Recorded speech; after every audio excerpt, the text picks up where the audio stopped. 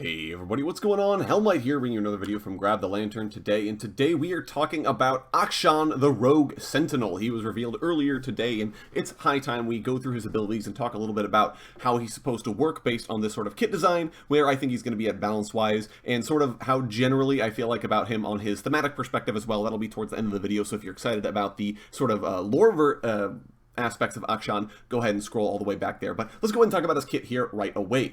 First up is Akshan's passive Dirty Fighting. Every 3 hits from his attacks and damaging abilities deal a burst of physical damage, and if the target was a champion, he also gains a shield.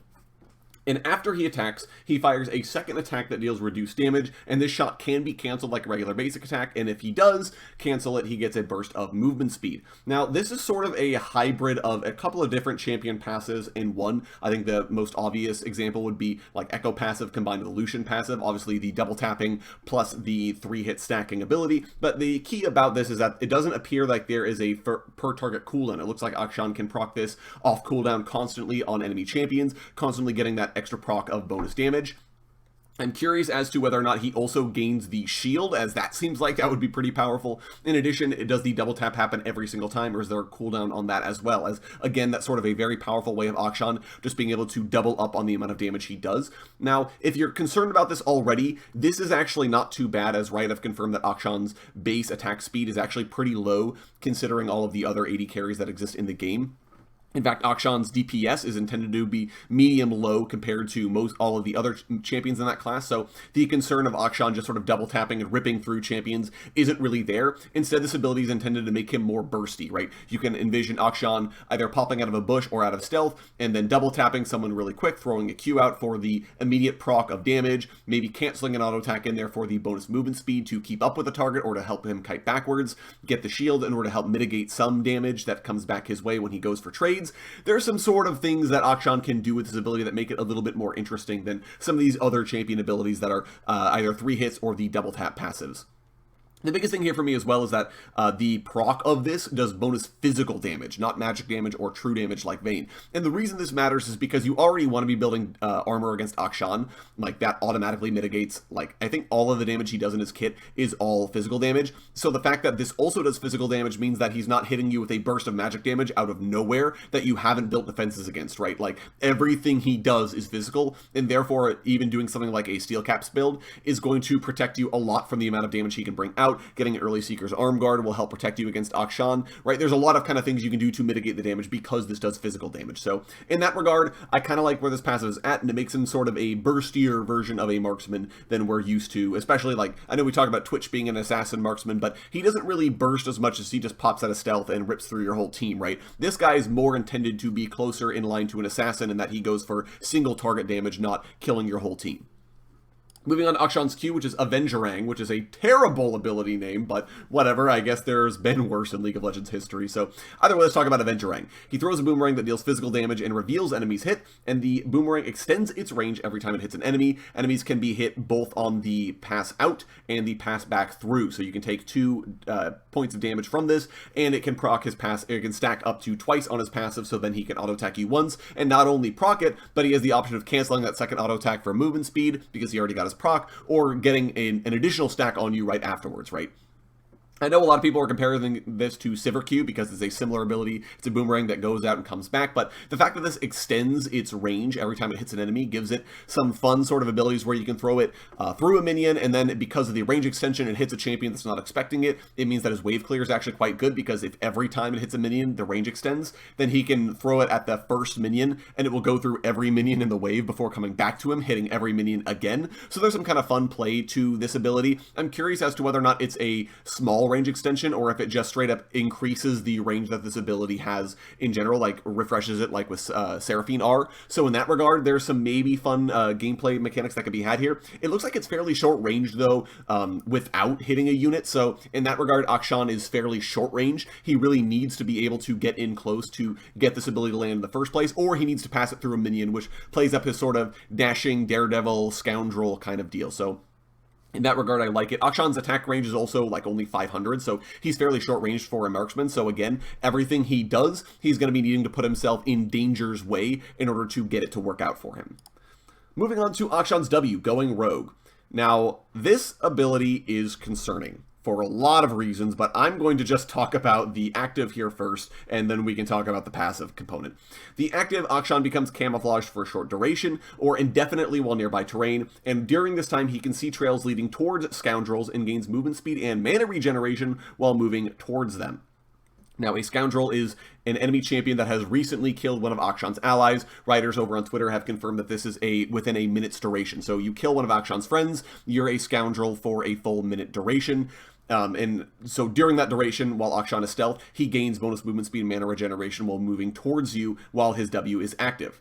The passive component of this, however, is the problem. When Akshan gets a takedown on a Scoundrel, he gains bonus gold, and all allies killed by the Scoundrel are resurrected at their base. This is potentially problematic. If you guys didn't play back in the day of Revive, Revive was a very tricky to balance summoner spell that ended up being removed from the game because it was either worthless, right? This summoner spell just didn't do enough. You had to take it with teleport, otherwise the Revive didn't matter, or it could be balanced in such a way that it was too good, right? Revive ended up really thwarting tempo plays because even if you got the first frag to get mana advantage, the ally could just revive themselves and be present to stop a base push or a Baron play, right? Because they weren't actually dead, they don't have to wait out that death timer.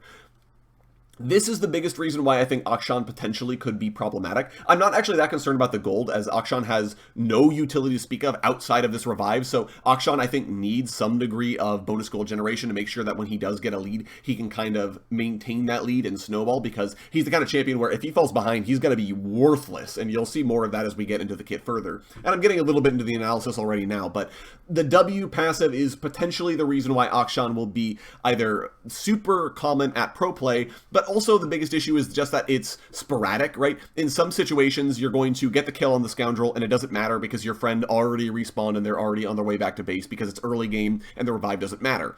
But then there are also situations where the enemy Viego gets a quadra kill on your team at Baron, and then you kill the Viego, and then your whole team just comes back to life and are able to contest that Baron play, right? Like that awesome play Viego did is completely negated by the fact that Akshan showed up and killed him back, killed one champion, and all of a sudden your whole team is alive, and Viego's whole team may still be dead, right? In that regard, that seems extremely, extremely powerful, especially in the later stages of the game where death timers are so long. Being able to have allies just ignore that is very, very powerful. Now, to be fair, he would be an assassin in the later stages of the game, but he's also a marksman, so he has good DPS, so either way, this is the concerning part of the kit for me. The rest of the kit, honestly, disregarding the W passive, feels fine, if not a little weak. So in that regard, if you're Akshan and you're never able to proc the W, you're gonna feel pretty bad, honestly. I'm not sure how to feel about this, but I think that, if anything, this is gonna be what makes Akshan either an unbalanceable champion or very tricky to balance, and the worst part of it is that it's core to the character. When Riot talked about him in the Champion Insights article, they basically said this is one of the things that we talked about that plays into his character design, and in that regard, it's less likely to be removed than any other aspect of his kit, which is, again, a problem. But let's go ahead and move on from this.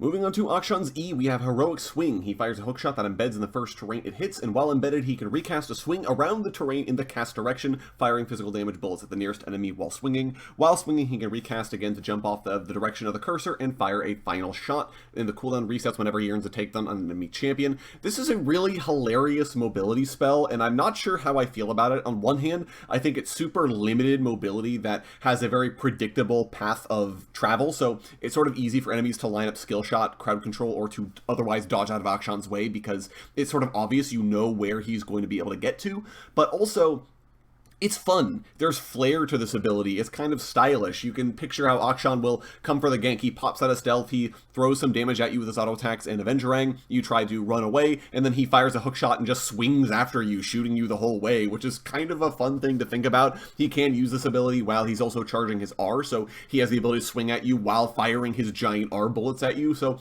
I don't know. It's kind of a fun, unique skill. I think it makes you feel like you're using a grappling hook, which is an important part of this champion's kit, as he's supposed to be the grappling hook guy. So in that regard, there's kind of some interesting aspects of how this champion works. Do I think it's particularly powerful? No. The bullets especially are blocked by the nearest enemy, so that means that a minion wave will stop Akshan's bullets from actually hitting the nearest champion. I'm interested to see if this ability counts as auto attacks, or if it's just ability damage and therefore will scale based off of the ability rank rather than his actual like attack damage in that regard. So in that regard, the ability could either be weak or strong depending on which area of the game it's going to be useful in, but either way, it's kind of fun. I don't think it's necessarily super crazy or anything, but I like it. I like it on the kit, and I think it gives Akshan a different flair to a lot of other marksmen and assassins both. Finally, moving on to talk about Akshan's ultimate, Comeuppance. He locks onto an enemy champion and begins channeling power in his gun to store bullets. At the end of the duration or after recasting, he unleashes all of the stored bullets, each dealing physical damage based on missing health, to the first minion, champion, or structure it hits. He can move normally and cast Heroic Swing while channeling and fire Comeuppance.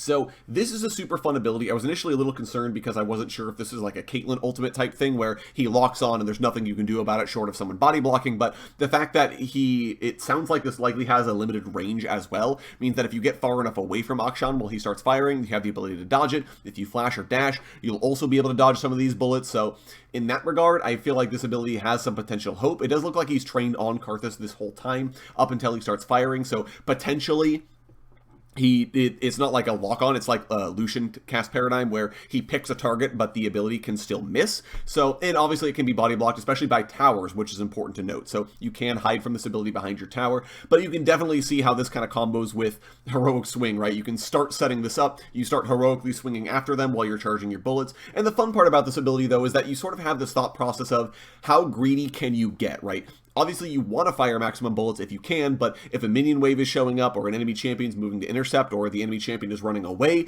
then you may want to fire it early to just get whatever damage down that you can. There are some sort of fun places where this ability has some interesting decision-making behind it and how it can be used. So I actually quite like this. I think this ability is going to be really stylish, and it looks like it's going to be a lot of fun to use in-game. So really excited to actually see how this works out.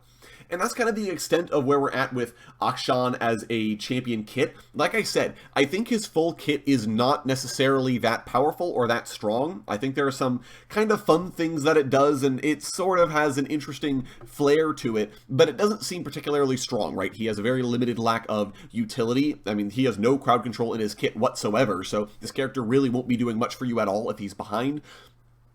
And so if he is behind, like, you just do nothing, right? You throw out your damage and it actually is irrelevant because your passive especially doesn't do percent health damage, it doesn't do mixed damage, it's all physical. So that tank that built full armor is looking at the full AD Akshan in the mid lane and just doesn't care, right? He just kind of says, yeah, okay, you do no damage to me and I kill you now. But in that regard, Akshan's W is potentially massive utility if he's able to get a kill with it. Now, this does mean that overall, Akshan is going to be the kind of character that if he gets ahead is just going to be ridiculously dumb to deal with, right? He's got stealth, he's got a dash, he's got some targeted damage, he has good damage over time, so even if you survive the initial burst, he still has the option of just auto-attacking you to death. So in that regard, Akshan can be really frustrating to deal with, on top of the fact that he revives his friends if he gets a kill. So, okay, yeah, sure, you double-killed bot lane, but then Akshan roamed and killed both of you, and now the bot lane is both alive again, and it's irrelevant what you did, right?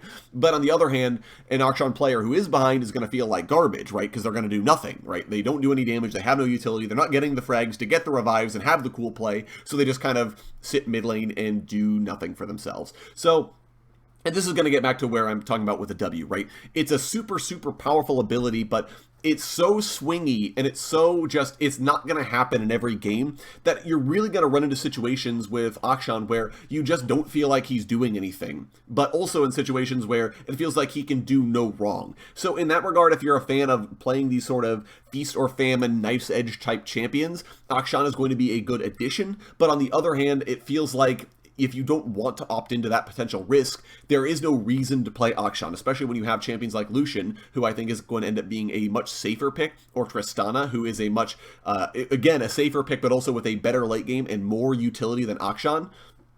Right, these characters are already getting played in solo lanes. So then why would you play Akshan when you could have Lucian, who still has very good in-lane trading patterns, or Tristana, who has more utility and a better late game, right? It sort of makes me wonder why he kind of exists. I don't feel like he's going to be very good in the bot lane, as I kind of intimated before, where I said his ability to roam is not very good from bot lane. Like, if your top laner gets a kill, they become the scoundrel. Okay, great, you're not going to walk all the way top lane in stealth to try and kill this guy, or you don't have time to make it there before the scoundrel status effect wears off.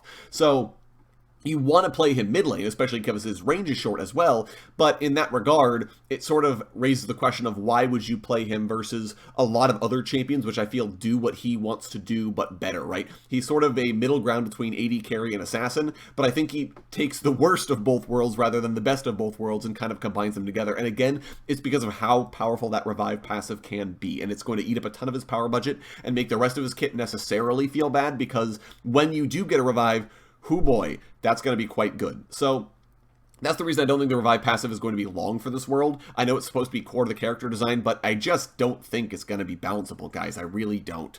And talking about character design here, Akshan is a little interesting. I like some of the things that Riot have done with him. I like the sort of Bollywood style that he has. I like his sort of flair, and I like the fact that he isn't another straight-laced Sentinel like Lucian and Senna.